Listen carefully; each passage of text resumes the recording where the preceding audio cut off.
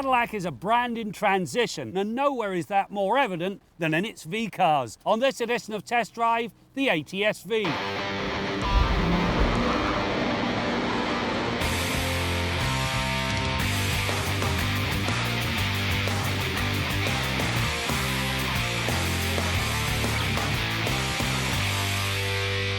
One look at the ATS and it's not difficult to tell it's related to the CTS sedan.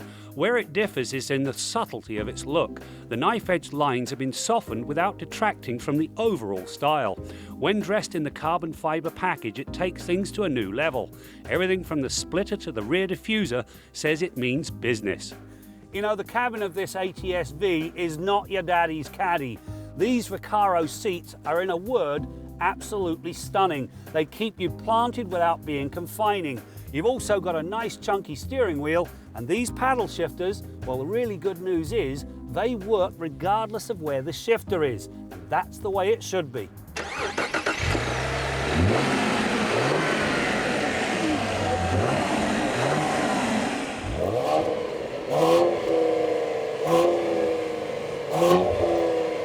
The V is powered by a 3.6-litre twin-turbo V6 that puts out stunning power. The 464 horsepower is good, but it's the 445 pound-feet of torque that grabs the driver's attention.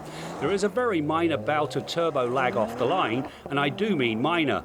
Once through that, the engine catches fire and walks forth with incredible alacrity. The power is put to pavement through the rear wheels in either a 6-speed manual or 8-speed manumatic. The latter is quick to shift and it pulls redline when the hammer is down. And keeping those paddles live all the time sure helps matters. Heat is the enemy of performance, and so to address that issue, Cadillac have put coolers all over this car. Now, the intercooler that looks after the air going into the engine, it actually reduces the air charge temperature by 54°C. That means the engine is giving its best. In this case, it runs from rest to 100k in 4 seconds flat, which is the equal of a BMW M4 or an AMG C63. Now that's what you call world class. Cadillac says the ATS-V arrives track ready. On that, there is no argument from me. To begin with, it earns front struts and a 5-link rear design suspension. Where it comes into its own is the use of GM's 3rd generation magnetic ride dampers. These things read and react to the road up to 1,000 times a second, which means the car is always doing the right thing at the right time. It sure ate the pylon test for lunch, pulling over 1G in the process.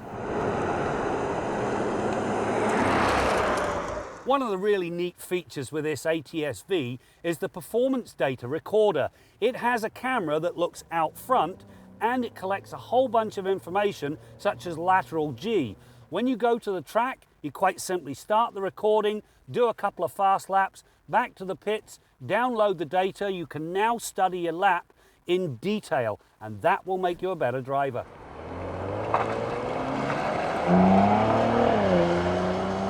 The steering and brakes live up to the rest of the V's dynamic personality. The steering is millimetre precise, reacting to driver input without feeling twitchy.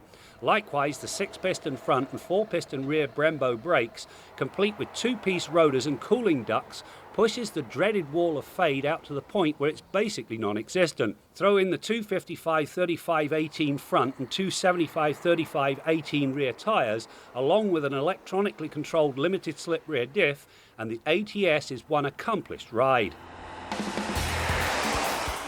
What is there to say about this ATS-V other than wow? It's got grace in the cabin, pace under the hood, it handles like the Dickens, and it's got the right amenities for a very sharp price. In other words, it does not have to take a back seat to any of its European competitors.